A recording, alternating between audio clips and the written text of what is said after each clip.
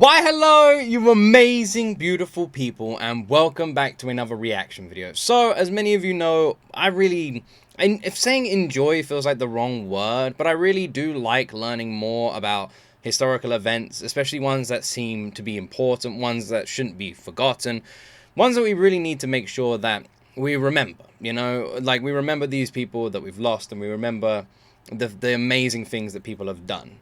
And I love looking at documentaries like this where we can remember all these incredible people and some of these like amazing moments of unity throughout humanity. And my good friend Judd, who is who lives in America, a good American friend of mine, recommends loads of American artists and also loads of documentaries and things to react to. And he asked me, also I'll leave a link to his YouTube in the description, he's wonderful. He asked me to check out this one, and he said it was a very good and very powerful documentary, and that is Operation Yellow Ribbon. Now, I don't know anything about this. This is a blind reaction. I've just been told it's very good, and it's one that is a must-watch. So we're going to watch it today. This is going to be my genuine first-time reaction to this. I've done no research, so I'm going into it completely blind. Literally none at all. So I'm very curious. So yeah, if you have any more recommendations of other things like this you'd like me to react to, any kind of documentaries, they don't need to be around sad moments of history, they can literally be anything, put them in that comment section down below. If you enjoy these reactions and you want more, please like the video, support the channel, subscribe, and let's jump into my first time ever reaction to Operation Yellow Ribbon, the documentary. Mentioned earlier that Tom Brokaw had an extremely compelling piece, so without further ado, Tom Brokaw. Now, this devastating earthquake in Chile is a reminder that when one country gets in trouble, it really does depend on the family of nations for help. That's been especially true between this country, Canada, and the U.S., of course. The ties between the United States and Canada are long and enduring, and not just in good times, it turns out. On September 11th, 2001, the people of Canada came to our aid, managing an unprecedented crisis in the skies. They also took care of tens of thousands of displaced passengers who arrived at their doorstep on short notice. This is the story of one small town that didn't get the attention it deserved in the chaotic aftermath of 9/11 in so many ways. It symbolizes the grace and the unselfish spirit of this very generous nation. So amazing how many stories, like boat lift I didn't even know. September 11th, 2009. This is a scene that has played out in communities for 8 years since the terrorist attacks of 2001.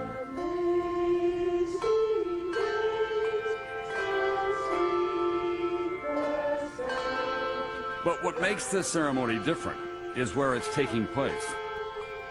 This is the Appleton Peace Park near the town of Gander in Newfoundland, Canada, where during the tragedy of 9/11, there was a bright light on the better part of our humanity. All these incredible stories around this tragic event of all these people. Like I said, boat lift I didn't even know. It's a beautiful thing and now this has happened here. And we know that no what matter what happens in the world, there are still good people. If this place can be somehow shared with the world would be a much better place. What a beautiful town. Here in Gander, amid the heartache, an autumn romance blossomed. Here, parents were constantly consoled as they faced wrenching pain. Here, thousands of stranded Americans would form a lasting bond with everyday Canadians who acted with admirable, unwavering kindness. Oh dear. I am so crying. I am so crying this reaction, people. We can never again look at the New York skyline without remembering that day, September 11th, when terrorists hijacked airliners loaded with passengers and jet fuel, flew them into the World Trade Center and killed 3,000 people, altering the lives of an untold number of others. Most of our attention that day, of course, was focused here in New York, but it was a story that reverberated around the world, and it had a special impact on a small Canadian town 1,000 miles north of here, a town that became a safe port in a storm of fear, terrorism, and uncertainty. You see what I mean? I love this. I love things like this. This is amazing. Because I never would have heard of this town. I never would have heard of this story. Like 9/11 is this tragic event. And as a British person here, the event in New York is all I know. Like, the event of what happened. And I want to know everything around it. I want to know these stories of all these people who were courageous and brave, and all those stories that get lost and forgotten. And it's such a shame that they do. And I love that there are documentaries like this that shine a light on that. You know? Like this random British person, just random British person here, you know, gets to hear the story of boat lift, and it gets to learn all those incredible names, the names of all those incredible people, and now this. I love that. We share those like incredible memories of all these wonderful people all across the world. I love these stories. The province of Newfoundland and Labrador, these people coming a former together. British colony that did not join Canada until 1949, has long been considered Canada's poorest. It is largely populated by descendants of Scots and Irish, living simply in often harsh conditions. Here, neighbors relying on neighbors is a necessity of everyday life. Gander, population 10,000, is a small, two-stoplight town in the northeast corner of the island of Newfoundland. It looks so beautiful there. Claude Elliott has been mayor of Gander since 1996. We only have 500,000 people on a massive island. We've come through some difficult times, and most Newfoundlanders survive with hard work, helping each other, and that's been passed on from generation to generation. I've never heard an accent like that before. It's like Irish, but with like a tinge, like not Irish, Irish but not Irish. I've never heard an accent like that before anywhere in Ireland.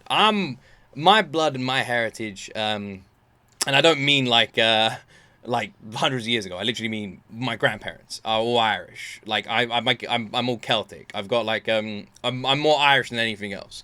And my granddad is Irish, and my blood is mainly Irish.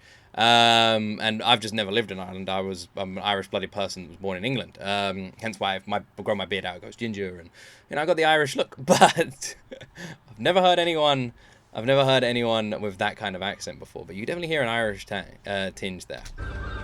The cold season can come quickly Very unique. and severely in Newfoundland. But September 11th, 2001 dawns warm and sunny. A typically bucolic day It's that will such be a anything beautiful but place. typical, as Gander is about to be thrust into the catastrophic events unfolding 1,000 miles to the southwest. Its citizens to be challenged as never before. September 11, 2001 started as a normal day in Gander. While we were having coffee, someone said there was a plane that crashed in New York in one of the Twin Towers. We had complaints of speeding on Airport Boulevard. It's the only 4-lane road that we have, and I was parked in front of the curling club. I had my car radio, and I heard what was going on. And like a lot of people, I couldn't believe that this was happening. And I said, that can't be true. It just can't be. It is such a pretty morning, isn't it? Perfect fall morning. On that September morning, air traffic control veteran Ben Sliney is on his first day in his new position as FAA National Operations Manager. Barely an hour into the workday, there is an ominous development. We were trying to locate American 11. It had shut off its transponder and dropped below radar coverage. Thank you very much. We appreciate the book is called Hughes. We want to go live right now and show you a picture of the World Trade Center. A plane has just crashed into the World Trade Center here in New York City. We saw what appeared to be a fireball at the top of the World Trade Center. We had reports of another aircraft that had deviated from its course. Oh, another one just hit. Something else just hit. U.S. officials say it appears it was a third plane that hit the Pentagon. I ordered a national ground stop, meaning that no other aircraft could take off. And whatever's necessary, just get them stopped now. I don't want any more planes on their frequency taking off. 56 minutes after the North Tower is struck, an unprecedented decision has been made. Every non-military plane must land immediately. For the first time ever, American airspace is closed.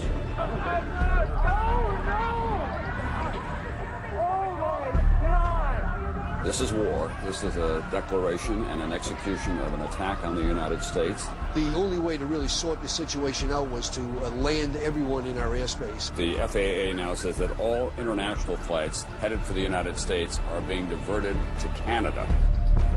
It doesn't matter how many times you see that, it never stops being horrible. Every day, as transatlantic flights enter and leave North American airspace, they are managed here, the Area Control Center in Gander, Newfoundland. Gander 1174 Center, good day. Clear to send to maintain 6,000 people. On September 11th, when U.S. airspace is shut down, there are almost 400 planes carrying tens of thousands of passengers westbound over the Atlantic. If anyone has any, like, stories that they want to share, or anyone works in, like, industries like this around flight or anything like that, feel free to, like, share them, because a control room like that, I don't know anything about. And I've always wondered what those, like, things are that people take out and plug in, take out and, like, switch lights on and switch, and, like, a switchboard or whatever. I don't even know what it is. Can someone let me know? Around 200 are close enough to return to Europe. 167 more are too far across the ocean to turn back. When did you begin to be aware of what was about to happen in Gander? The flights that had been crossing the Atlantic more than halfway, many of them were going to be headed for Gander and St. John's and Halifax, but Gander would be the big magnet. I knew that Wait, it wasn't just Canadians one were plane. going to get an onslaught of traffic, and I suppose I hoped that they'd be able to handle that traffic. 60 north. Yay, heck. What is it? What's the that? responsibility of handling the traffic falls to a small team led by Don O'Brien, the supervisor on duty at the control center Yeah, what is for this? NAV Canada, What is that? the Canadian version of the FAA. The arrival sector, we normally would have 3 controllers seated. We quickly went to 14. We train for emergencies. We train for bomb threats, but usually it's a single airplane or maybe a second one, maybe, but not to this level. The activity was going on here. Was another part of your mind How many thinking planes about was it? what had happened in New York and the possibility that there were more terrorists out there? I'm sure it went through the controllers' heads, it went through my head, but sure, some of those airplanes could have been missiles. We didn't know how extensive this was, but that wasn't our call, really. We just had to get those airplanes on the ground safely. One of the pilots approaching Newfoundland is Beverly Bass, the first female captain at a major airline. Oh. She's flying American Flight 49 from Paris to Dallas with 170 people on board. From the controller's standpoint, they feared that another airplane was going to be taken down. Some of the airplanes were given directions to turn around and go back to their departure city. So we're sitting there cruising westbound and looking out the window, and you can actually see them turn and make 180s and head back to Europe. Newfoundland is an island located off the eastern edge of North America. The 167 planes approaching Canada all must land immediately. The vast majority at small airports around the island and in the nearby maritime provinces, all controlled in Gander.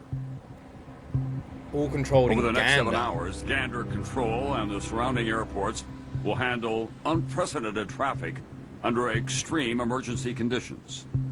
Gander Air India 113, we go to Toronto. Air India 113 Center, negative. You must now land at Gander. Turn right heading 320. Roger, turning right heading 320. It's funny. It's not really funny, but I can't think of a better way to sort of like transition there. But you have these moments where what seems impossible, you know, what like it's like this tiny little town. It's like this town, like in any other day, I'd be like, this town cannot handle that many people. It is impossible. It cannot be done. And on this day, people make the impossible things happen anyway. You know, it can't be done, but we're gonna do it.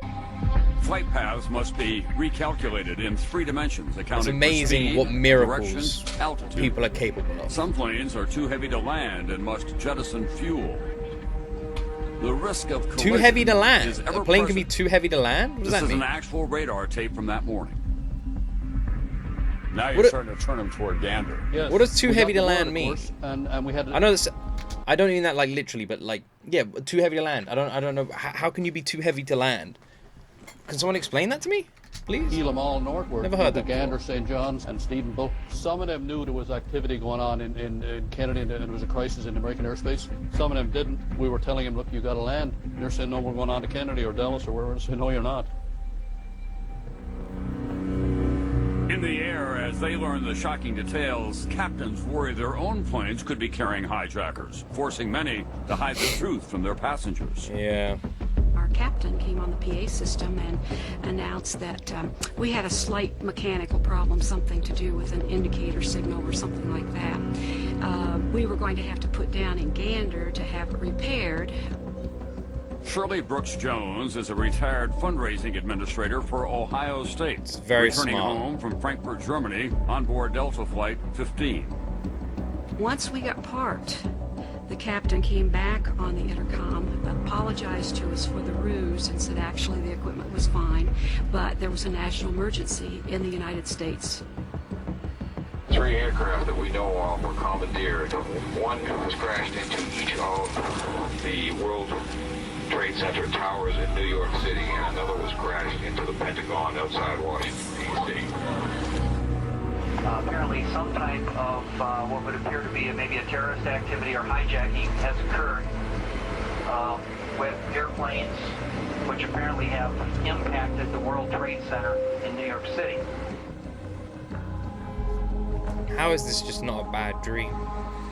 On September 11th, 8 domestic flights are scheduled to land in Gander.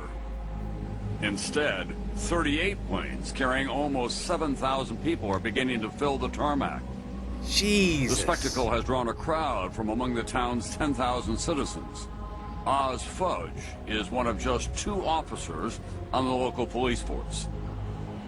I watched the plane come in. One I seen a of 2 jumbo come in, officers. and then I seen another one coming in. And I'm looking at this and I'm saying, holy God. If there's 200 people on each one of these planes, and we're going to get 40 or 50 planes, that's an awful lot of people. 7,000 people so Less far. than 2 hours after American Flight 11 strikes the North Tower 2 of the police World Trade officers. Center, the skies over the United States That's are insane. empty. For the first time, American airspace is completely closed. That is In insane. Canada, the Gander Area Control Center somehow lands all 167 planes without incident. That's amazing. It was a sigh of relief. You wipe your brow, you thank God they all got in safely, and it was unbelievable to go from this horrific activity, and then the airspace is completely sterilized. Nobody there. No targets on the radar screen. It's incredible. It's just incredible. Here in New York, the sad task of the search for the survivors and the victims goes on and on. In New York, citizen volunteers are flooding toward Ground Zero as emergency workers search for survivors. 1,000 miles from the destruction, the 10,000 residents of the peaceful Canadian town of Gander, with virtually no time to prepare, must also respond with countless acts of generosity, providing food and shelter for thousands of frightened passengers, strangers who have suddenly arrived at their door. Among the stranded, far from home, are the parents of a New York City fireman. Not knowing if their son is at Ground Zero, Hannah and Dennis O'Rourke fear they may never see him again. Thousands of transatlantic flights underline the strategic importance of Newfoundland's airports. Gander was an airport before it was a town. In the late 1930s, Gander was an British and American airport. military officials chose this site on the eastern edge of the continent to build the largest airport in the world. During World War II, this was a takeoff place for American military aircraft headed for the European theater. After the war, Gander continued to play a vital role as a refueling stop for transatlantic commercial airliners. But then, I was actually wondering why it was that they chose to land at this town. My guess was that it was just because of location-wise. But I was confused. I was like, this tiny little town with, what, 10,000 people? Very small town. I mean, maybe even less. Yeah, literally has 2 police officers. 2 police officers. It's like a town from a TV show or a movie, you know, where they're like, we haven't seen this kind of crime in like ever. Like the Stranger Things, you know, the beginning of Stranger Things is like, oh, the worst thing that's ever happened here is someone lost a cat. You know, that's literally what this town is. It's the real life equivalent of like a movie town. And I was like wondering why they would choose this town to land all those planes. It sounds like a ridiculous idea, but now it makes a lot more sense. I didn't realize the significance of the size and the airport in general. The jumbo jets came along. They could cross the Atlantic non-stop. And Gander's role in aviation was greatly reduced until September 11th, when Gander came alive again. A safe harbor for the jumbo jets that had almost put it out of business. And within a matter of hours, this vast tarmac was filled with planes from around the world, parked wingtip to wingtip. Canada is basically becoming a gigantic runway for every plane and aircraft that was destined for the United States today. In Gander, no one is allowed off the planes until customs and security are in place. I think you really need to highlight just how incredible this actually was of Canada. You know, America's literally gone into lockdown. No planes are allowed in or out. I'm just saying, if I was a leader of a country, imagine this: you're the leader of a country. You know, hypothetically, you're the leader of Canada, and you just hear that there's been 3 plane hijackings in America, and America has shut off all transport via air in that country. There's no planes allowed in the sky in the whole of America. And then Canada, in that moment, opens their doors and allows all these planes, potentially dangerous planes, to land in Canada. That is unbelievably brave. Like an incredibly brave decision of a country when there are these hijackings going on to open their doors and allow all these planes to travel into their country. Like, that is incredible, you know, like, is so dangerous, is incredibly brave. Run by airport officials and officers from the regional headquarters of the Royal Canadian Mounted Police, the Mounties. They must process each passenger, plane by plane, until authorities are certain there are no terrorists on board. Among the trapped passengers is New York State Police Officer George Vitale, who is returning from Ireland, where he was doing advanced security for New York Governor George Pataki. We were on this plane for 19 hours, sat on the tarmac, not really knowing what was going on outside, but knowing that it was pretty horrific. The number of casualties will be more than any of us can bear, ultimately.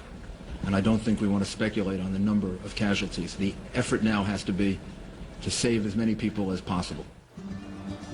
Gosh, this is a There is horrible another story. New York couple on the Gander tarmac whose connection to the events back home couldn't be more personal. I just wanted to get off the plane and see what was happening, because I was hoping my son wasn't working that day. Dennis and Hannah O'Rourke have been visiting relatives in Ireland. When they learn what has happened, they fear for their 44-year-old son, Kevin O'Rourke, a firefighter from Rescue 2 in Brooklyn. Yes, it goes back many years to when I was a kid. The apartment building I lived in, over the years I was in, I ended up having 3 different fires. So I was carried out as a child by a firefighter. So I have fond memory, you know, I have memories to go back to, you know, all of a sudden, you know, in the smoke, this big guy comes up, grabs me, and carries me down the stairs. When he was going for his fire test, and he said, "Mom, you pray for me." And I said, "Yeah, Kevin, yeah." He said, "Pray for me to pass." I said, "Yeah, Kevin." So he missed it by, what, 1 or 2 points, and he came home that night and he looked at me. He says, "You didn't pray for me. I didn't pass." I says, "No, Kevin, I prayed for you, you failed." So he says, "Mom, that's all I want. That's my calling, is to be a fireman." Oh no, I got a really bad feeling. While the desperate rescue operation continues in New York, Gander begins the process of absorbing all those passengers. So many that in a matter of hours they will nearly double the local population. Now, Gander is a town of barely 10,000 people. There was over 6,000 of us. Now, if you extrapolate the numbers, New York City is 8 million people, so what's that? 6 million people showing up on your door saying, okay, we're here, do something. The painstaking process of registering and removing each passenger continues through the night. Finally, we're free, we're free. Insane story. On the ground after more than 24 hours. We have no idea where we're going, but... You never think about these things. Like, it just doesn't even cross your mind. Is so, like, it's so weird. Like, because when it's, like, pointed out, it's just so obvious, isn't it? You know? Like literally, 9/11 and the events of 9/11, like, here, just in the UK, I think about that. I think about the event. And I've never even thought about, like, the evacuation of New York. I've never even thought about the people and what happened afterwards and the planes. Like, I never even considered it. And it's so obvious now. Like, those questions I've never even asked. Like, what happened to these people? What happened to those people? And now when we watch these documentaries, it's like, it's just one of these things that seems so obvious that I'm just surprised I've never asked those questions. You know? Boat lift. What happened to the evacuation of New York? We've seen that. But what happened to all the people already in the sky that couldn't land? Where did they go? And now we're seeing that. I already know there's another question I'm not asking. That there's an amazing documentary out there that has the answer. And it's just... it's crazy how much you don't even think about. And then how obvious it is when someone just showcases it. This story, it's just like, oh yeah, of course. What happened with these people? We're going. Never even crossed my mind. It is not until noon on Wednesday, September 12th, when the last passengers are finally allowed into the Gander terminal. They are exhausted and confused, most not knowing where in the world they have landed. We're going to bus you into Gander, which is just a few minutes away. We're not sure when the FAA is going to open up the United States to travel again. The Department of Transportation in Canada has all air traffic in Canada shut down right now. When you see the footage of what has happened, you'll appreciate why things have been done the way they are. The only vehicles available to transport the great volume of passengers from the airport are school buses, and the local bus drivers happen to be on strike. Oh. We were told at the time we got a crisis on our hands, and the strike never came into effect whatsoever. All the bus drivers came back, every one. And we all came back and we did our job. Amazing. They laid down their picket signs, they went and took their buses and they drove it, and for the next 4 or 5 days just helped out wherever they could. And that's what we're made of. That's the type of thing where, even though those bus drivers had a dispute with their employer, they had no dispute with the people that landed here. We'll do the best we can to look after this. If there's anything you need, anything at all, I mean anything, just ask, and you will be taken care of, bottom line, okay? Make it as comfortable as possible. Oh man, I love people. I love people like this. As passengers arrive in town, I love people the locals like this. rush to meet them with home-cooked meals. Among them is lifelong Gander resident Beulah Cooper, an organizer at the Canadian Legion Hall. 7 o'clock that night, I got a phone call from the Legion, asked me to do a tray of sandwiches. They have them down there by 8 o'clock. I didn't know what was going on. Brought down a tray of sandwiches and I found out about the planes. Your heart went out to each and every one of them. Because the first thing you do is put yourself in their shoes and know how you would feel. Currently there are thousands of people in Gander and surrounding area that need your help. Please come to their assistance, lend a hand, lend a meal, offer your services wherever possible. Passengers are not allowed to remove their check bags from the plane, so the clothes on their backs and in their carry-ons may be all they'll have for days. Ganderites respond, donating clothing and opening their shops free of charge. Oh, man. Hundreds of passengers Wonderful are also human without beings. their prescriptions until owners of the 2 local pharmacies working day and night and across language barriers can fill them all, again, at no cost. They were able to go into the stores and just take items off the shelves. I'm not even sure they had to pay for them. The people were so accommodating in Gander. This is our cook. There's chef. Oh, you chef. Even with all the kitchens firing around town, the local citizens cannot possibly feed 7,000 people. The Red Cross and Salvation Army send additional food and supplies, fueled by donations from throughout Newfoundland. I can't thank everybody enough. It's been brilliant. everyone seems to have pulled together, you know. It's amazing where all the stuff has come from. The community center is also acts as a ice rink, and we've stored all the food on the ice surface, and we became known as the largest walk-in refrigerator in the country. Another problem. Man.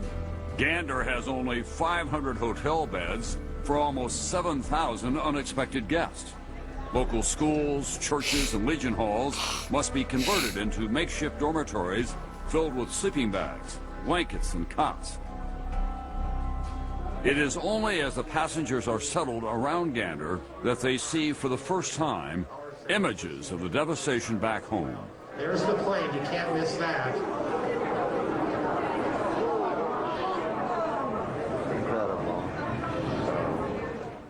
Some 30 hours after all of this had happened, we finally saw the pictures on television, and we just stood there, you know, not saying a word and just watching those pictures over and over and over. I think a lot were in shock. You could see that look in their faces of total lost. We don't know what's happening. They're in a place called Gander. Their country has been attacked. They're talking thousands of people that may have perished. What's happening? What is happening here? I apologize. Oh, man. I'm sorry if this is a quiet reaction. I'm just listening to the story, you know. I don't feel like too much commentary is needed. I feel like it would take away from the importance of this story. People coming together like this, it inspires me to just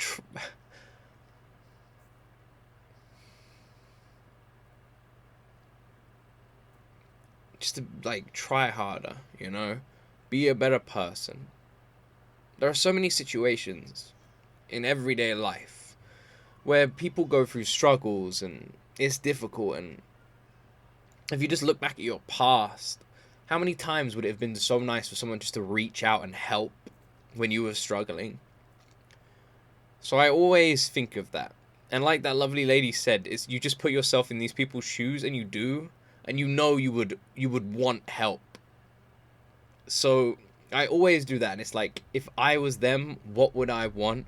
And that's what I'm going to give to those people, because that's what I'd want someone to give to me. And a whole town, a whole community of people, all coming together just to look after these people. Help yourselves from our shop shelves, our clothes, food. We'll cook for you. We've got medicine. We'll do whatever we can. You stay wherever you need to stay.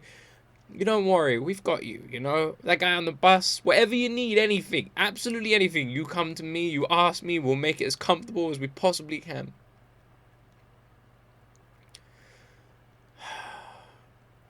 That's the true humanity that you want to like be a part of, you know? It's beautiful in this moment of horror. To the families of people that are lost right now.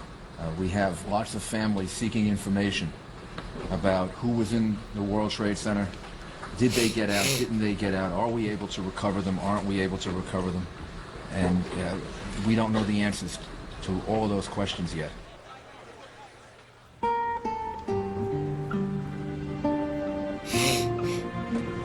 Hannah and Dennis O'Rourke are staying at the Canadian Legion Hall in Gander. By now, they've learned that their son Kevin had been one of the early responders at the World Trade Center, and that he is among the missing. I seen on the TV what happened to the Twin Towers. And I didn't want to alarm her, but I knew that when they collapsed, I figured nobody would get out of that thing. Oh my God. We prayed. I came here and prayed, hoped he went so high. It is reality, you know, as far as in the city of New York, that we are going to lose some of your fellow brothers, you know, battling the Red Devil. Just luck of the draw, I guess. He says, some are called for nurses, doctors, priests. My calling is to help people. And that's my calling, to be a fireman, helping other people and saving people's lives. Because they don't find him. This is an effort involving people that came in on half a day's notice. some very anxious people, some very worried people, but yet some very thankful people for the hospitality that only the people of Gander and surrounding area can show. These strangers are just taking us into their home. And it was not just taking us into their home. It was, here's the bathroom, here's fresh towels, here's the refrigerator, there's plenty of food. And then what they said is, now you know where the house is. The door is open. I gotta tell you, this experience with your town has just been beyond belief. We were buying some clothes earlier for the extra day stay, and the shopping clerk actually invited us to her house to take a shower. So it's been like that ever since we've been here. And the people are real nice, you know. I can't believe it, you know. Everybody put their arms around you, you know, and it's always food coming in all the time. There's not one person that we have come across who hasn't offered to help us in some way. It's overwhelming. They didn't think of themselves at all at any time. They'd be in that kitchen and working all day and work the night. It didn't faze them, so they were there for you. Other than her daily walk to church, Hannah O'Rourke refuses to leave the Legion Hall. Beulah Cooper, the Legion Hall organizer, can't help but notice her pain. My son is a fireman, but I know this is not New York. And your heart really went out to them. And I tried to get them to come up here and stay, but they wouldn't leave the Legion because they were afraid they'd miss a phone call. She was fantastic to us, and so was everybody else, but Beulah was special. She was like a mother. That motherly love, she'd hold you, you know, and she was great. I talked to her, tried to take her mind off things, but I know I didn't do that because you can't take a mother's mind off her child. Beulah Cooper tends to the O'Rourke's day and night. She walks Hannah to church to pray for Kevin and for his fellow firefighters. The community, the love that they have, you could feel it every place around, you know. They keep telling you, keep your faith, he'll be fine, you'll find him, he'll find his way out. I says, if anybody can, Kevin will, you know. So, it was in God's hands.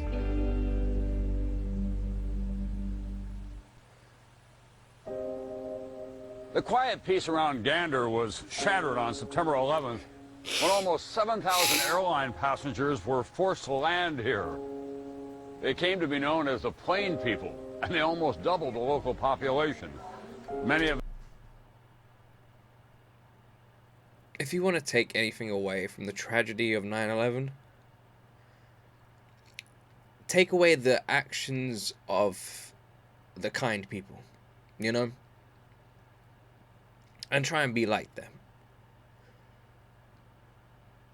Because these are some extraordinary human beings. Utterly selfless and kind human beings that gave everything they possibly could to strangers, to people that they didn't even know, that they'd never seen before. It doesn't get much more selfless than that. This town should be so proud of its history because it just showcases the absolute heart that this beautiful place in Canada had. Just the open doors and kindness is just stunning. It's a stunning the fate story. of their loved ones. They were confused and anxious, but that anxiety was quickly replaced by gratitude. Gratitude for the exceptional acts of kindness and comfort offered by ordinary It's people. amazing. It's amazing. It's horrible and amazing. When we were stranded here, Wonderful we were very people. vulnerable. But everyone made us feel so loved and at home and comforted. Everybody just put everything on hold to take care of us. Diane Kershke of Houston is traveling home alone after visiting her son's family in Huntington, England. In Gander, she has met another passenger from Continental Flight 5. His name is Nick Morrison, a button-up oil industry engineer from Worcester, England, on his way to Texas for business. Worcester, England? What's that? Originally scheduled to fly on September 10th, his company had postponed his trip by one fateful day at the last minute. I honestly don't know That's where that where I place first is. saw Diane, which was over here. She was sat on an army cot all on her own. There are a bunch of other women over there. There was something in the order of 90 people here. Life, you're on a treadmill, you get up, you go to work, you come home, you get up, you go to work, you come home. And you perhaps don't have time to stop and examine where you are. And all of a sudden, you're plucked out of this everyday life for 4 days. And yes, you do get a chance to examine where you are and where you want to go. U.S. airspace reopens on Thursday, September 13th. Over the next 3 days, the Gander Airport once again becomes a swarm of activity. Around town, the schools and Legion halls begin to empty. Our community had a sense of sadness because they didn't know if they were ever going to see, and probably never will see, a lot of those people again. But there was also a lot of friendships developed from it. So there was a sense of sadness, but a sense of relief that I did something good to help those people. We rode on a school bus to go back to the airport to leave. And of course I had already been crying because we were leaving the people that we'd met here. And Nick was trying to comfort me, and he was going to kiss me on the forehead. And well, I didn't think about him being a gentleman and kissing me on the forehead. I thought he just missed my lips. So I just grabbed him and kissed him on the bus. Oh, that's a sweet story. Shirley Brooks Jones, the retired Ohio State fundraising administrator, boards Delta Flight 15 to begin her journey home. She's constantly thinking about the generosity of the people in the Gander area, wondering what she could ever do to pay them back. And then, going home, an inspiration. All of us, as we were leaving, tried to leave some money with the people. And they wouldn't take it. They'd just look at us and they'd say, no, you do the same for us. Once the flight is airborne, Brooks Jones asks the pilot if she can make an announcement. A request, really, for passengers to donate money toward a scholarship fund for graduates of Lewisport Collegiate School, where so many have spent their days in Newfoundland. Several of the men went around, picked up the pledge sheets, counted up how much the people from all over the world had pledged, and they had pledged something over $15,000 U.S. When Delta 15 touches down in Atlanta, the passengers and crew, who for days were left wondering if anyone remembered them, are surprised by the warm, enthusiastic welcome they received.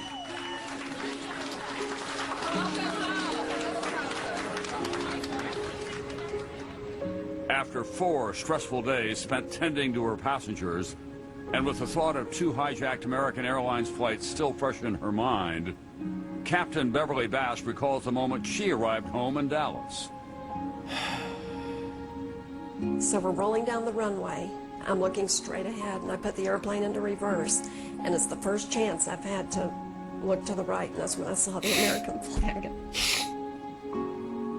That was it. That was the first time that my emotions came into play. George Vitale returns home to a New York deeply wounded by 9/11. His everyday, a reminder of what was lost. I come out my house, and now I'm looking at that Manhattan skyline in front of me, and there's this gaping hole. And I remember becoming so overwhelmed emotionally that I just broke out in tears. I lost a lot of people that I knew, co-workers that never came home. I have sometimes guilt because my experience was so warm. I've made lifelong friends. It's kind of like if this evil attack by evil people never happened, I would have never met on the complete opposite end of the spectrum the most wonderful people on earth.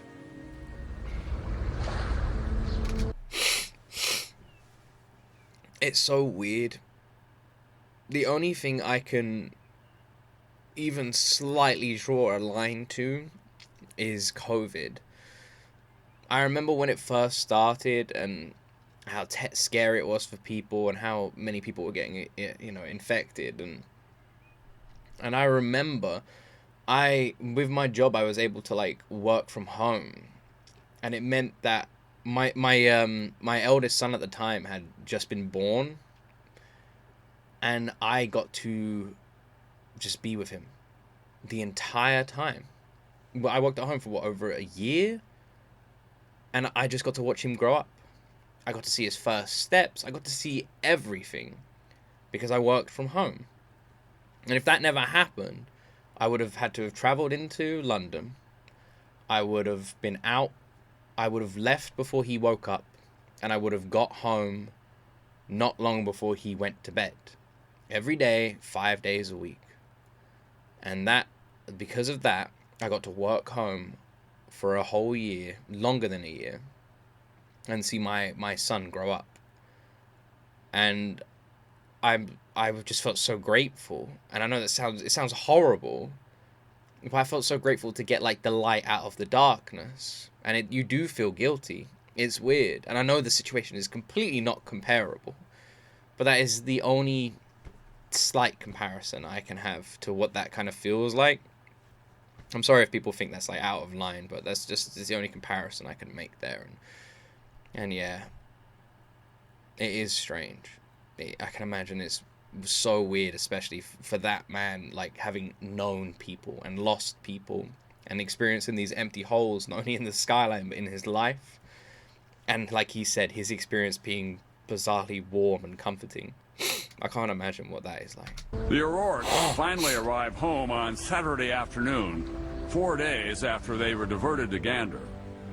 It will be 9 more days before they finally get the call they had been dreading.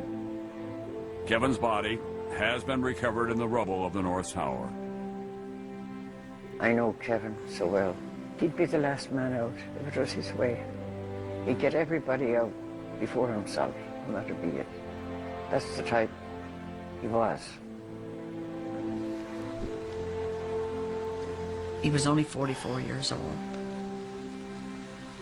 Parents aren't supposed to bury their children. Children are supposed to bury their parents. The way he died, it was hard. It was hard. I tell you, each year it gets easier. It don't. It gets harder.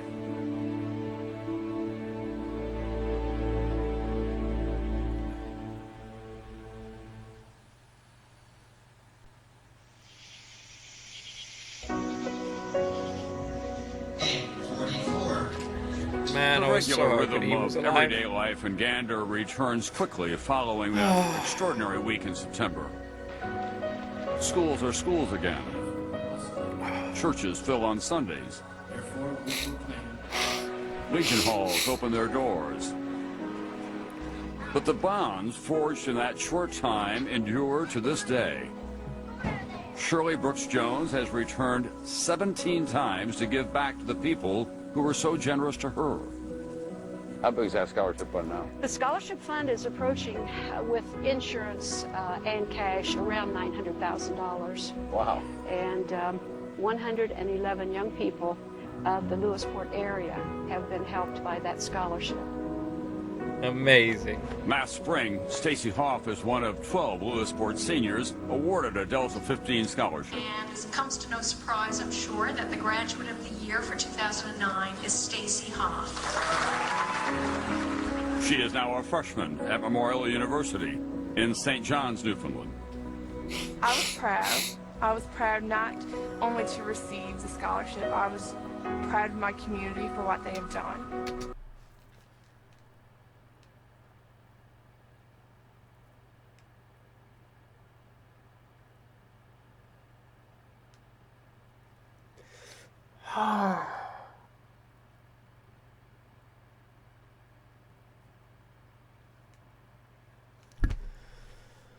Oh man, I've really been trying to like hold it together. I know I haven't been, but I don't think you all realize. Like I have. Oh, I've got a jumper here. I'm going to use the sleeves on this to wipe my face. They've turned it inside out, so I don't get like hay fever, like pollen all over my eyes, otherwise they're just going to set on fire. Oh my word. Oh my word. My tears are so weird. I'm both so sad and so happy. It's so weird. So, like, proud of all these wonderful human beings.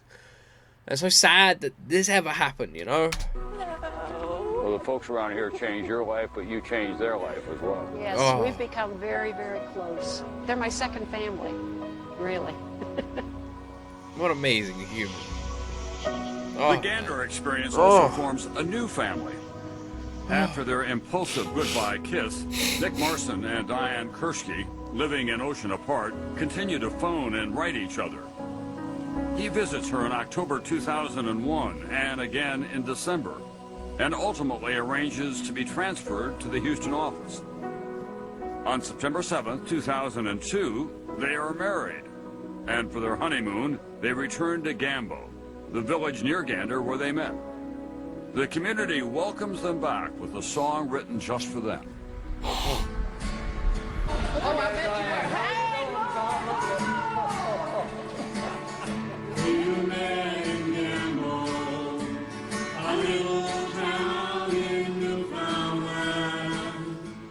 So when you said to your friends in England, I was stranded in Gander, but I met this lady from Texas. They say, Nick, what's going on with you here? One of my friends said to me, has she got that Texas twang? And I said, yes. And you still love her?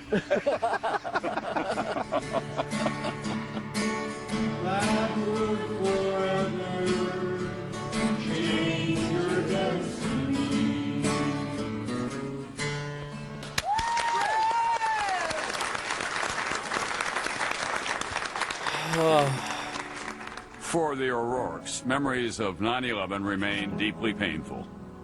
But the lasting gratitude they feel for a kind stranger who became a dear friend during their darkest hours brings them back to Gander for the first time, 8 years after they have buried their son. I don't believe it. Made you feel right at home, like you were friends forever. And you don't forget that. In your case, you had great loss, but great gain because of all these friends that you made here. Oh, I made great friends. They'll be your friends forever. Forever. Forever. Can never thank them enough. It is unbelievable what these people have done. The love that's here. Everything, you know. It's just unbelievable.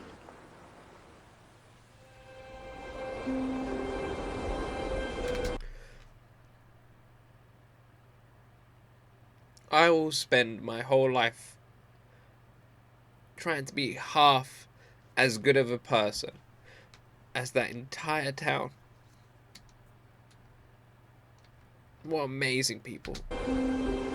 What we keep encountering time after time is an enormous contrast between the darkness of the events in the United States and the goodness that was going on here.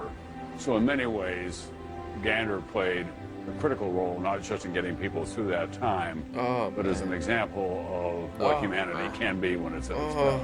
Well, I think there was a lady, she was 80 years of age, and when she was leaving, I think she summed it all up. She said, when I heard about what had happened in the world, I had lost all faith in mankind. But after spending 5 days here with you people, you've restored my faith. There still is good people living in our world. That could be the legacy of Gander. It could very well be.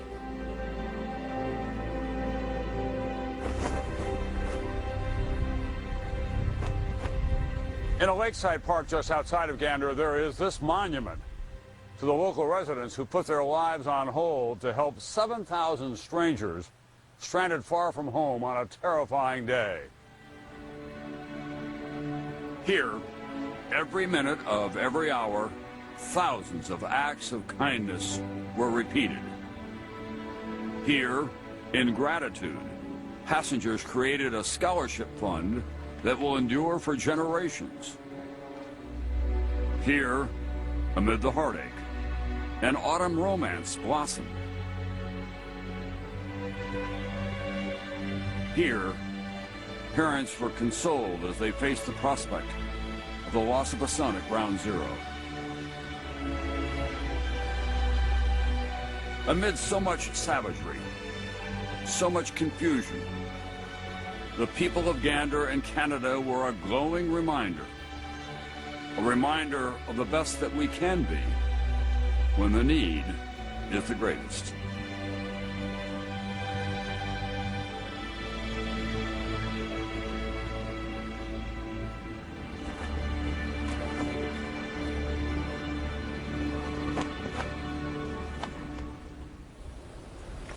And Kevin O'Rourke, the firefighter from Rescue 2 in Brooklyn who was lost in the World Trade Center last November, his daughter gave birth to a son. So now Dennis and Hannah have a great-grandson. Now his name is Kevin, so he lives on. If you ever need your faith restored in human kindness, that should be compulsory viewing. Well, it's a great place. I love Newfoundland and Labrador. I've been up there fishing, and they're just very representative of the people. It's a harsh land, and they settled it a long time ago. And as they say to us, this is how we get along here. We help each other out. And frankly, they didn't understand what the fuss was all about. They kept saying to me, why are you doing this story? This is just how we live our lives. So it is, I think, during a troubled time in America, a reminder of how people and communities, even across borders, can help each other. How many places on Earth could that have happened in? Well, I don't know. I think that the best of humankind comes out during a tragedy. So I think it's, we see that in this country. We see it in where I go in undeveloped parts of the world where people will respond very quickly. We saw it in Haiti. It's going on right now in Chile, I'm sure, today during this great devastation. It's just sad that it takes a tragedy to bring people together in that fashion. So that's a very good symbol for the rest of the world to look at, Gander.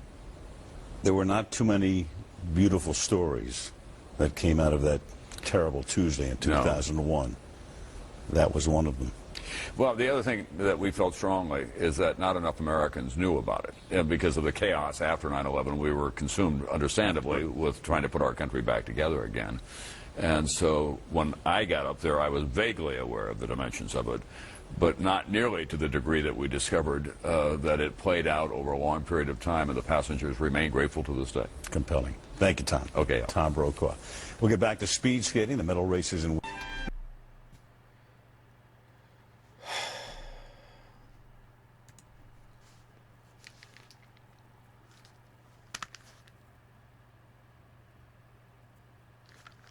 I just want to say a thank you to all of you who have watched this with me, who have felt this with me. I know it was a tough watch, and I'm sorry I didn't commentate as much, but this was a tough one. I do apologize if I was more quiet than usual. And I just want to say a thank you to everyone who recommends these videos.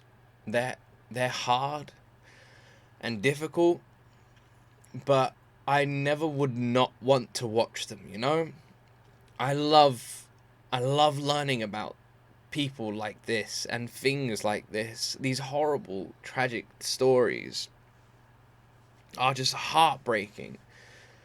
But I like to look at the good people that come out of them and do acts of good and do acts of kindness, and to spread that message, to encourage more kindness.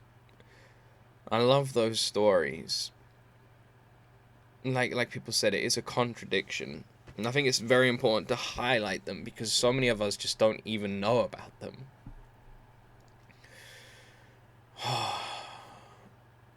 This random British guy here in the UK, and I never would have heard of this town. I never would have heard of these people. I never would have heard their stories. And now I just want to go visit them. What a beautiful town of amazing souls that came from something so dark and horrific. And they really did their best to shine a light in the darkness for all those people affected. What absolute role models for the rest of us. To just be a little bit more kind, a little bit more patient, and help our fellow people on this planet. Because we'd want help, We'd hope for it. And if we can't give it to other people, then we shouldn't expect it ourselves.